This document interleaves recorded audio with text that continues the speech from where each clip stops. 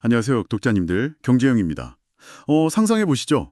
오늘 점심 메뉴 고르려고 딱 배달 앱을 꼈는데 앱이 뭐 어떤 음식 드실래요? 이렇게 묻는 게 아니라 오늘 지갑에 얼마 있으세요? 이렇게 묻는다면 어떨까요? 와, 그거 진짜 뼈 때리는 질문이네요. 그렇죠. 근데 이 슬프고도 약간 현실적인 질문이 곧 우리 일상이 될지도 모릅니다.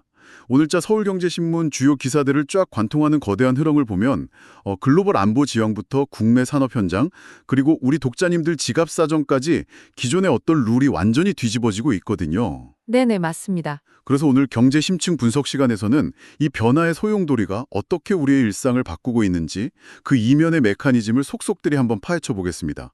기자님, 그 첫 번째 소식부터 정말 무슨 영화 같았어요.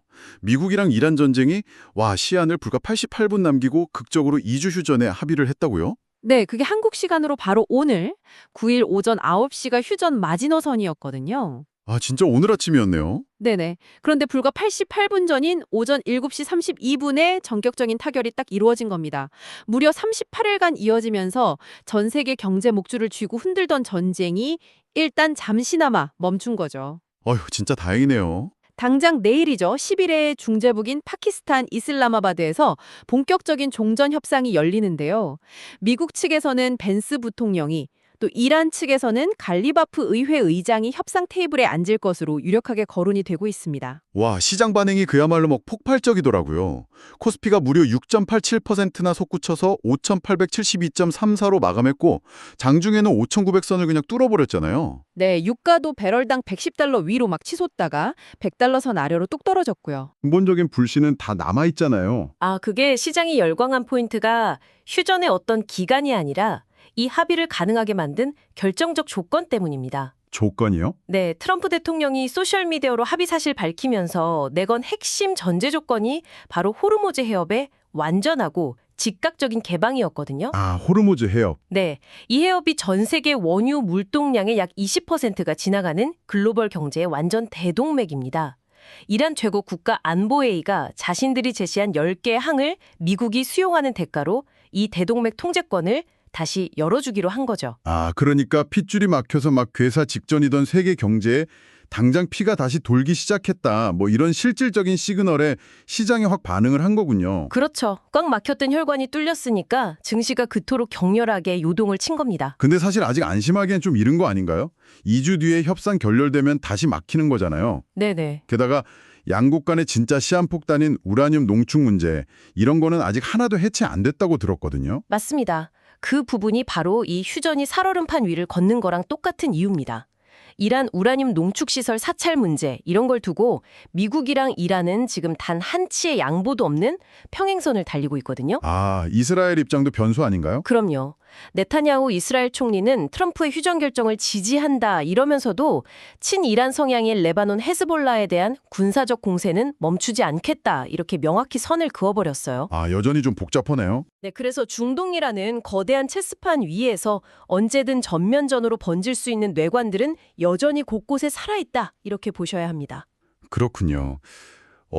이렇게 글로벌 매크로 환경이 언제 터질지 모르는 뇌관들로 요동치고 있는데 국내 산업 현장에서도 기업들의 셈법을 완전히 뒤집어버리는 새로운 룰이 도입이 됐습니다. 네, 맞습니다. 노란봉투법 말씀하시는 거죠. 네네.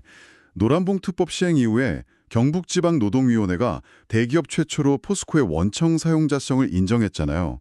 근데 잠깐만요, 기자님. 이거 경영계 시각에서 딱 보면 진짜 끔찍한 악몽 아닐까요?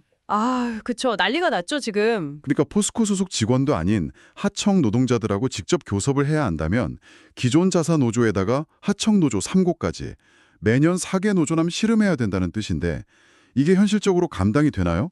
그 경영계가 패닉에 빠진 이유가 정확히 그 지점인데요. 겉보기에는 원청 기업한테 너무 과도한 짐을 지우는 무리수처럼 보일 수 있어요. 네, 그렇게 보여요, 사실. 하지만 이번 진호위 판정의 이면을 뜯어보면 노동당국이 왜 이런 결정을 내렸는지 그 본질적인 안전구조의 한계를 이해할 수 있습니다. 안전구조요? 네, 예를 들어서 포스코 하청 노동자가 제철소에서 일하다가 치명적인 살비결함을 딱 발견했다고 가정을 해보죠. 이 노동자가 하청업체 사장님이란 아무리 교섭을 하고 막 파업을 해도 그 위험한 설비는 결국 포스코 소유거든요. 아, 하청 사장님한테는 그 남의 설비를 뜯어 고칠 권한도 없고 예산도 아예 존재하지 않는 거죠. 와, 듣고 보니까 확 와닿네요. 이게 마치 제가 월세로 살고 있는 집 기둥에 금이 막 쩍쩍 가고 있는데 정작 진짜 집주인은 쏙 빠져 있고 건물 총사 관리인이랑 보수공사를 논의해야 하는 약간 총국이랑 똑같네요. 아, 네네. 아주 정확한 비유입니다. 관리인은 뭐 내 건물도 아니고 내 돈도 아니라 못 고친다 이렇게만 할 테니까요. 그 비유를 그대로 가져가 보면요. 기둥이 무너지면 세입자가 다치거나 목숨을 잃잖아요. 그런데도 권한이 없는 관리인이랑 계속 협상해라 이렇게 하는 건 결국 사고를 방치하라는 뜻이랑 같습니다. 아, 진짜 그러네요. 그래서 진호인은 생명이랑 직결된 안전설비 확충이나 위험 요인 제거, 이 부분에 있어서만큼은 실질적인 결정권을 가진 진짜 집주인, 즉 원청 포스코가 교섭 테이블에 직접 나와야 한다. 이렇게 논리를 세운 겁니다. 비율을 연결해서 보니까 왜 그런 판정이 나왔는지 진짜 명확해지네요. 근데 논리가 아무리 합당해도 이게 다른 대기업들한테 미칠 연쇄적인 파급력은 어마어마할 것 같은데요? 맞습니다. 고용노동부가 이런 물리적 교섭 부담을 좀 줄이려고 하청 노조끼리 교섭 창구를 단일화하도록 제도를 설계해 두긴 했어요. 아, 다행이네요, 그래도. 네, 그럼에도 불구하고 이게 대기업 최초 원청 사용자성 인정 사례인 만큼 뭐 자동차, 조선 이런 다른 산업계도 이제 줄줄이 하청 노조랑 직접 마주 앉아야 할 상황에 놓인 거죠. 포스코가 중앙노동위원회에 재심 신청할 걸로 보이는데 이 결과가 앞으로 대한민국 노사관계 향방을 갈 새로운 룰이 될 겁니다. 아, 노동 현장에서는 이렇게 노동자를 보호하는 새로운 법이 강력한 룰을 만들고 있다면 정반대로 규제 룰이 아예 존재하지 않아서 산업 자체가 질식하고 있는 곳도 있더라고요. 아, 블록체인 업계 말씀이시군요. 네네, 맞아요. 디지털 자산 기본법 제정이 차일피일 계속 미뤄지면서 관련 기업들이 이른바 막 고사 위기에 처했다고요. 네, 심각합니다, 지금. 특히 BPMG라는 회사가 K뱅크랑 진행하던 인프라 구축을 중단했다는데 독자님들 위해서 여기서 개념 하나만 확실히 짚고 갈게요. 그 전통적인 인터넷 은행인 K뱅크가 왜 굳이 블록체인 업체랑 스테이블 코인 결제망을 만들려고 했던 건가요? 그 부분을 짚고 넘어가야 이 규제 지연이 얼마나 큰 손실인지 알 수 있는데요. 스테이블 코인은 비트코인처럼 가격이 막 널뛰지 않고 달러나 원화 같은 기존 법정 화폐랑 가치가 1대1로 연동된 암호화폐거든요. 네, 안정적이라는 거죠. 네. 전통 은행들의 입장에서는 이 기술을 쓰면 그동안 며칠씩 걸리고 수수료도 엄청 비쌌던 해외 송금이나 국가 간 결제를 빛의 속도로 그것도 거의 무료에 가깝게 처리할 수 있습니다. 아, 혁신이네요. 그렇죠. 그래서 K뱅크도 태국의 카시콤뱅크랑 국경 넘나드는 결제망 구축하려고 BPMG라는 기술 기업이랑 손을 잡았던 겁니다. 사실 기술 개발은 이미 완벽하게 끝난 상태였거든요. 아, 이거 들어보니까 이거 완전 그거네요. 레이싱 기술은 이미 세계 최고 수준으로 개발해서 번쩍번쩍한 막 슈퍼카를 만들어놨는데 정작 이 차가 합법적으로 달릴 수 있는 도로교통법이 국회를 통과를 못해서 그냥 차고에 방치된 상황이군요. 네네, 맞습니다. 유지비만 계속 태우면서요. 근데 그 슈퍼카 비유에서 딱 한 걸음만 더 나아가면 상황의 심각성이 보이는데요. 차고에 방치된 차 유지비만 날리는 게 아닙니다. 이 차를 만든 최고급 기술자들, 즉 엔지니어들이 짐을 싸서 규제가 풀려있는 해외 레이싱 경기장으로 막 떠나고 있다는 게 핵심이에요. 헐, 인지 유출이네요, 완전. 네, BTMG는 당초 상반기 업을 전제로 해서 20명 가까운 개발 인력을 선제적으로 투입을 했거든요. 그런데 법이 없으니까 서비스 오픈은 막혀버렸고 지금 매출은 0원인데 인건비 등 비용 부담은 이전 대비 20에서 30% 폭증을 한 겁니다. 와, 매출이 제로인데 비용만 30% 늘어나면 어떤 스타트업이 버티겠어요? 못 버티죠, 사실. 결국 네오이즈 같은 굵직한 게임사 출신 지갑 업체들도 사업 규모 축소하거나 막 청산 절차 밟고 있다면서요? 네, 그렇습니다. 트럼프발 관세 충격 여파로 글로벌 비트코인 시장까지 흔들리는 마당에 국내 생태계는 법망 표류 때문에 완전 자멸하고 있는 형국이죠. 진짜 안타깝네요. 시장에서는 결국 가상자산 거래 수수료로 돈 쓸어 담는 업비트나 빗썸 같은 대형 거래소 빼고 진짜 혁신 기술 개발하는 핀테크 업체들은 다 죽는다, 이런 절망적인 목소리가 나옵니다. 이렇게 국회만 쳐다보면서 골든타임 허비하는 사이 차세대 핀테크 표준 주도권이랑 막대한 자본은 전부 규제가 명확한 해외로 빠져나가게 될 겁니다. 중동발 지정학적 위기가 촉발한 글로벌 에너지 불안정성, 또 새로운 노동 룰이 가져올 기업 구조적 변화, 그리고 법망의 부재로 멈춰버린 규제 혁신까지. 이 거대한 파도들이 결국 돌고 돌아서 어디로 밀려오느냐? 바로 우리 독자님들의 일상과 지갑이거든요. 네, 결국 우리 얘기죠. 네네. 그래서 오프닝에서 말씀드렸던 점심 메뉴 이야기로 다시 돌아가 보죠.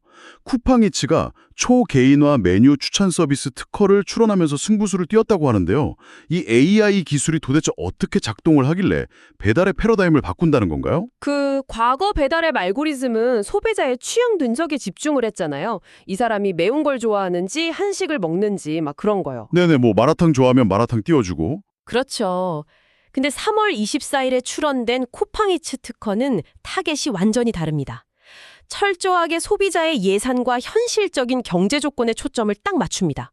경제 조건이요? 네, 이용자가 앱에 오늘은 1만 원 이하로 먹겠다. 이렇게 예산을 설정하면요. AI가 현재 독자님의 위치, 식당까지 거리, 그리고 실시간으로 계속 변동하는 배달비까지 백그라운드에서 전부 연산을 하기 시작합니다. 잠깐만요, 기자님. 음식값이 예를 들어 7,000원인데 점심시간 막 할증 붙어서 배달비가 4,000원이면 총액이 1만 1,000원이 되잖아요. 그럼 AI가 알아서 그 식당은 제 추천 목록에서 아예 빼버린다는 건가요? 네, 정확합니다. 와, 단순히 음식 가격만 보는 게 아니에요. 유동적인 배달비, 그리고 적용 가능한 할인 혜택, 배달 속도, 리뷰 평점까지 실시간으로 싹 다 계산해서 총 지출액이 독자님 예산안에 딱 떨어지면서도 만족도가 높을 식당만 화면에 띄워주는 방식입니다. 와, 기술적으로는 진짜 기가 막히네요. 사실 예산 맞추려고 스크롤 한참 내리면서 고생하다가 막상 결제창 딱 들어갔는데 예상치 못한 배달비 폭탄 맞고 헉 해서 앱 꺼버리는 경우 진짜 많았거든요. 네, 저도 그런 적 많습니다. 근데 한편으로는 입맛이 좀 씁쓸하기도 하네요. 우리가 얼마나 외식 물가랑 배달비에 짓눌려 있으면 딥러닝이랑 알고리즘 최전선에 있는 이 똑똑한 AI가 사람들의 그 짠내나는 예산 맞추기에 동원될까요? 그 극심한 인플레이션이 소비의 제일 기준을 취향에서 생존을 위한 가성비로 확 바꿔버렸다는 진짜 뼈아픈 친거죠. 네, 생존이죠, 진짜. 플랫폼 기업 입장에서는 이렇게라도 소비자 경제적 압박을 안 덜어주면 사람들이 아예 배달앱 자체를 지워버리거든요.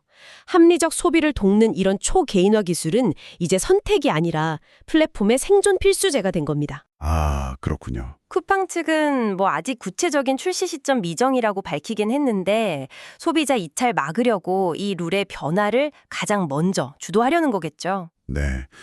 오늘 살펴본 소식들을 쫙 관통하는 하나의 키워드가 있습니다. 바로 변화된 룰에 어떻게 적응할 것인가입니다. 글로벌 안보 지형이라는 거대한 무대부터 노사관계의 새로운 기준, 또 신산업 가로막는 규제, 그리고 일상 속 점심 메뉴 고르는 배달앱까지 우리가 의지하던 룰은 지금 이 순간에도 실시간으로 바뀌고 있습니다. 독자님들의 일상 속 경제 룰은 지금 어떻게 바뀌고 계신가요? 지금까지 오늘의 핵심 경제 이슈 주제에 대해 다뤘습니다. 다음에도 빠른 소식으로 찾아뵙겠습니다. 지금까지 서울경제신문 경제용이었습니다. 감사합니다.